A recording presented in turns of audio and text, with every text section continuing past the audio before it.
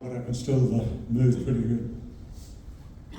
I'm Les Arnold. I was in the first part of Vietnam after I joined the Army in 1961, posted to 1 OR, then moved to 5 OR when I went on holidays, and joined the mortar platoon. I was recommended to join the mortar platoon by my platoon sergeant at Kapooga. He said that's the best place to get vehicles to drive around in. So I did, and went through 5 OR at the beginning before Vietnam. Got promoted to Lance Corporal and to Corporal. I was a senior corporal, and they needed, when Vietnam was worn out, we needed an additional MFC. And there was only 3 sergeants. One of them was the platoon sergeant.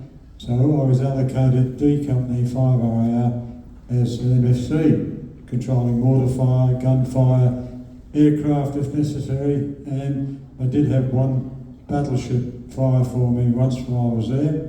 So that was quite interesting.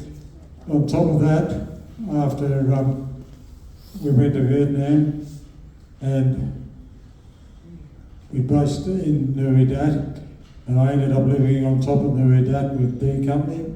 We built nice toilets and everything else. We had lovely toilets and lovely showers and everything else. And we had to give them to the SAS when we moved off to the Horseshoe.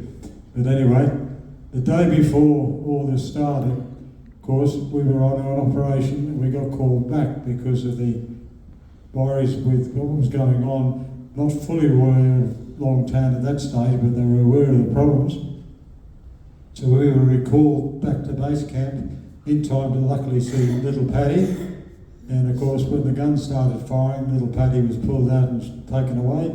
And I went back to Nui Dat and sat for the next 5 hours on the radio set as a radio operator, listening to what was going on, including the problems that the Armoured Corps had with the having to wait for the commander of 6 OR.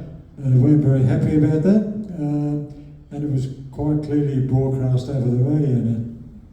The next morning, after we'd spent the night monitoring everything, about 4 o'clock or so in the morning, somebody come round and shook me bed and said, "You've got 15 minutes to get to the LZ, landing zone."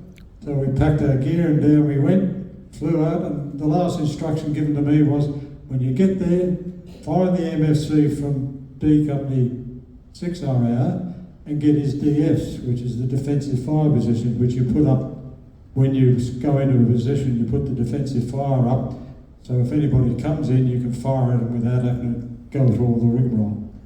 So I arrived there, gets out of the helicopter, races across. Luckily I knew the bloke, I can't think of his name right now, it's too many years ago. I found him, and I said to him, "What are your DFs?" He used the 4-letter word and told me, "Bugger the DS, I can't find my sleeping bag." So that was his biggest problem. So anyway, we were then loaded onto the APCs and taken out. Now I was on the first APC that went out. I'm not sure if it was any of our people here, but anyway, I was on the same. And because I was a radio operator, I had to be on top of the machine. And I still remember this day, as we drove down through the woods, one of the people from the actual combat area came out of the trees, walked out into the middle of the road, and as the APC stopped in front, he walked up, gave it a big cuddle, and kissed it. He then was taken away, put into another APC and taken away. We then moved right through the whole operation area, out into the open field beyond, and we set up defensive positions there, checking everything that we could check that the other people hadn't checked. And to tell you that what was it, there's a photograph around, I've got them at home anyway, of a bloke standing next to a tree looking out. Well, I was just behind him, and when you look out where he was looking, there was this track, which wasn't there before, as wide as a 2-lane highway going off into the scrub. As they left, they just cleaned the whole scrub out. So you could have driven a truck down there without any problems. But that's as far as we went.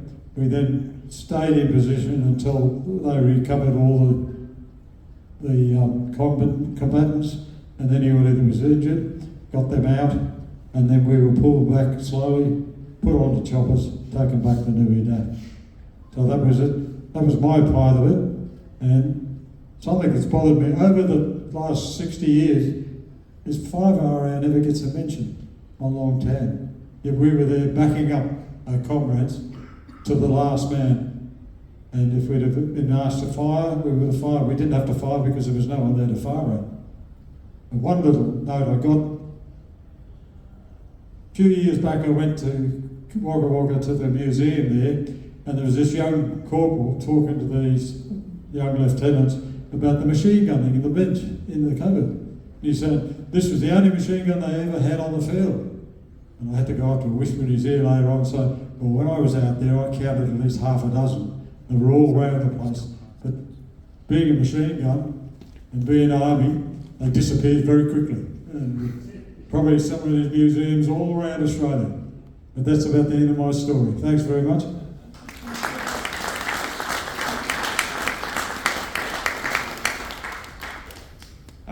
We'll now pass over to